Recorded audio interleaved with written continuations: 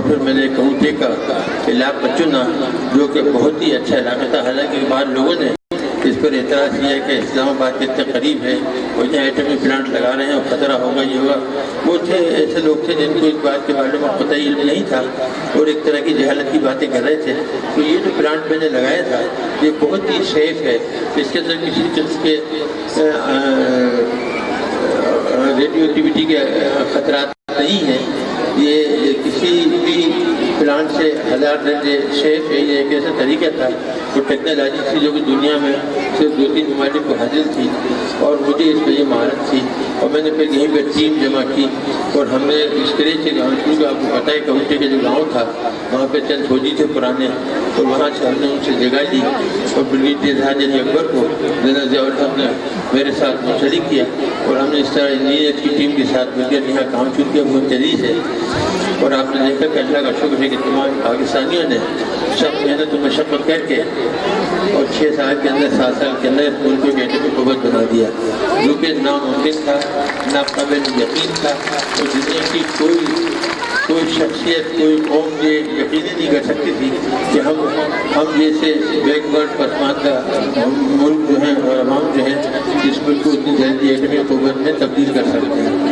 جب ہم نے بنا لیا تو ان کی فوج کے اندر میں نے رضیہ کو خط لکھا تو یہ اپنے اس قابل ہے کہ ہم 1 ہفتے کے نوٹس پر ایٹمی دھماکہ کر سکتے ہیں. اس وقت افغان جنگ جاری تھی تو اس کی وجہ سے یہ مسئلہ سمجھا گیا کہ ہم یہ کام نہ کریں اور لڑائی وغیرہ کی وجہ سے اور افغان جنگ کی وجہ سے دھماکہ نہ کریں. بہر بات چلتی چلی گئی اور اتنی دیر تک کہ 98 میں جب ہندوستان نے دھماکہ کیے تو مجبوراً میں بھی دھماکے کرنے پڑے.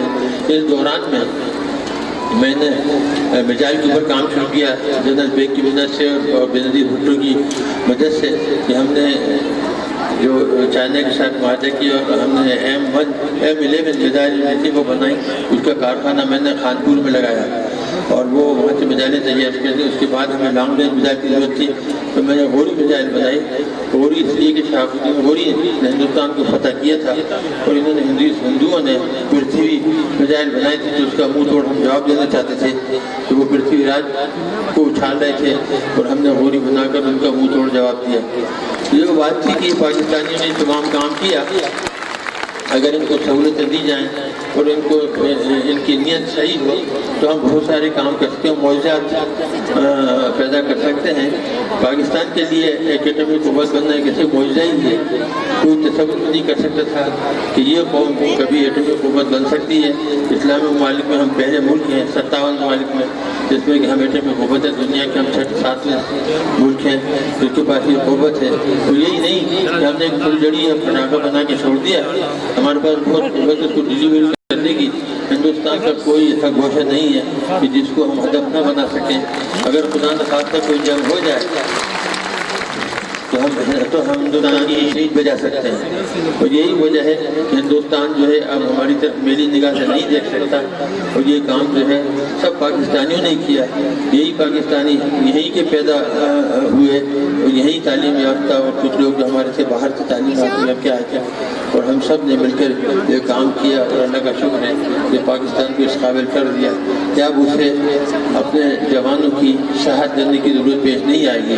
اور دشمن جو ہے ہماری طرف ہم اٹھا کر میری آنکھ سے نہیں دیکھ سکتا اور اس 1000 مرتبہ سوچے گا اگر اس کے لیے کوئی حرکت کی ہے اور ہم وہ توڑ جواب دے سکتے ہیں. تو یہ وہ چیز ہے کہ جس کی وجہ سے آپ کو اب اللہ تعالیٰ نے سہولت دی کہ آپ آرام سے سو سکتے ہیں اور بغیر کسی خطرے کے. اور ہندوستان جو ہے وہ آپ کے ساتھ کوئی بدمعاشی نہیں کر سکتا.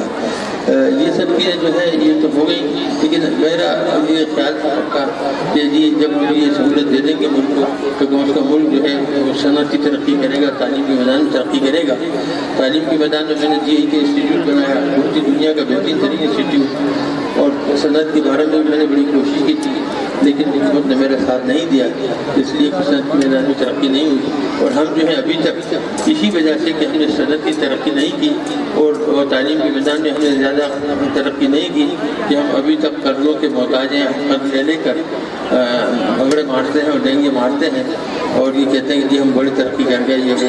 تو یہ بدقسمتی ہے ہماری کہ ایک ایٹمی قوت ہونے کے باوجود بھی ہم جو ہیں وہ ابھی تک دوسروں سے قرض لے کر گزارا کر رہے ہیں۔